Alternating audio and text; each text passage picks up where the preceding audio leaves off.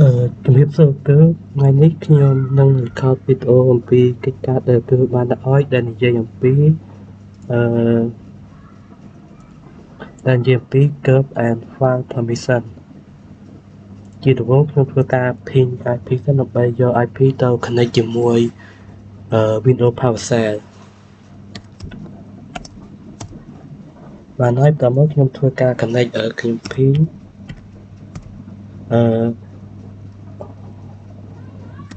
ត្រូវការពី268.1.8 បន្តមកទៀតខ្ញុំធ្វើការ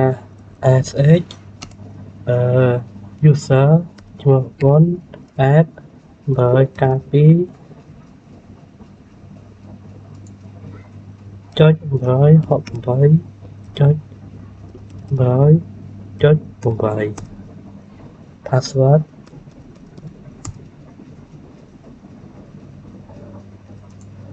តបមក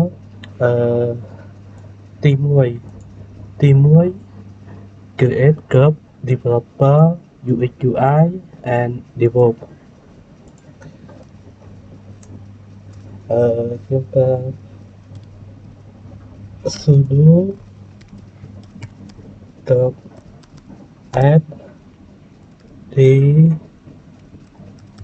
developer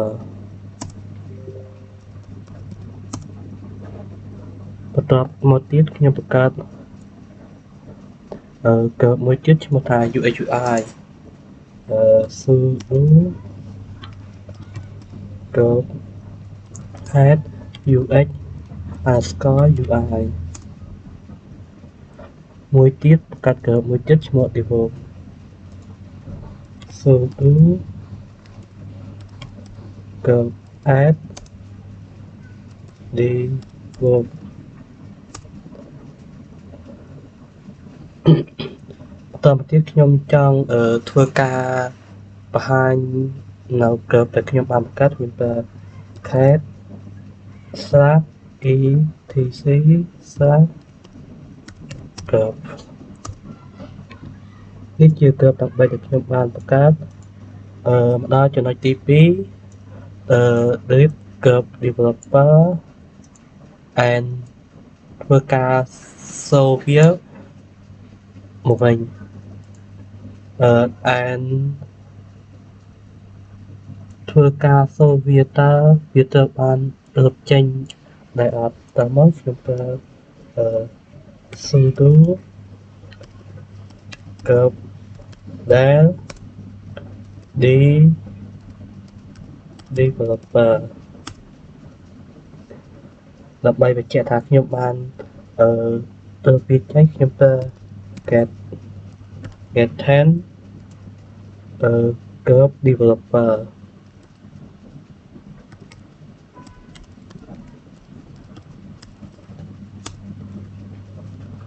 ខ្ញុំប្រើតមកខ្ញុំធ្វើការ show វាម្ដងទៀតcat/etc/curve ខ្ញុំបានធ្វើការលុបវាហើយមកដល់ចំណុចទី3បង្កើតវាសាថ្មីហើយបង្ហាញវាបង្កើតវាសាថ្មីខ្ញុំប្រើ sudo curve add developer តបមក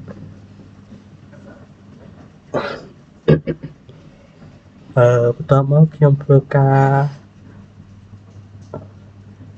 បង្ហាញវាមកវិញខ្ញុំប្រើ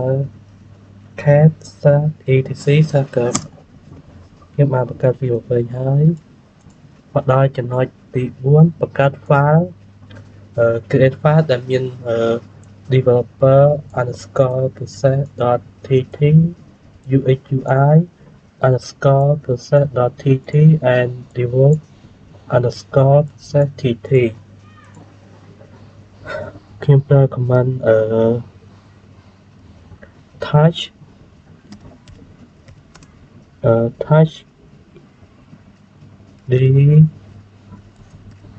developer underscore process.txt UX underscore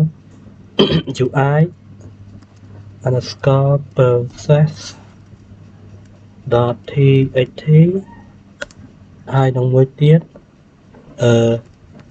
develop underscore process dot txt ខ្ញុំមានថាដើម្បីបង្ហាញវាមកដល់ចំណុចទី5ដើម្បីបង្ហាញវាតាមមកខ្ញុំធ្វើការប្រើ comment ls ដកគឺដាស់l ដកគឺទៀតកាយ .txt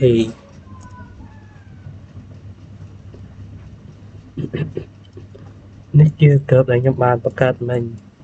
មកដល់ចំណុចទី6 change file permission to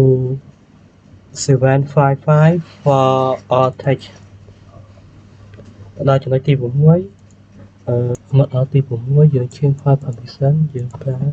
chmod 7.7 កាយ .txt តបមកយើងធ្វើការ ls -l យើងបាន change ហើយតបមកទៀតមកដល់ចំណុចទី8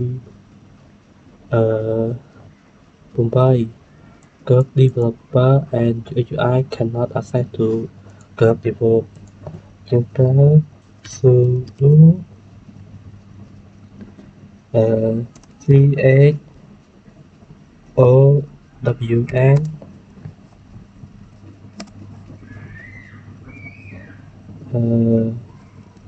chown đôi develop dot clear develop underscore process dot txt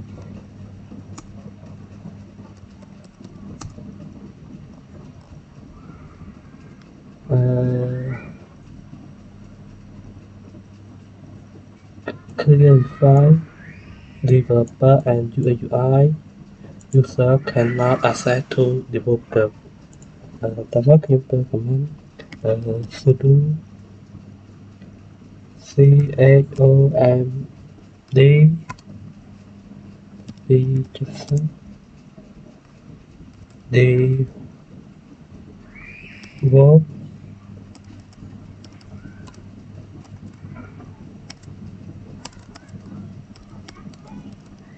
process.txt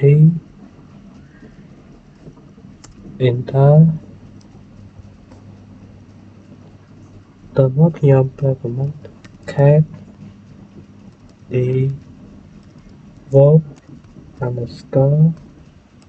process.txt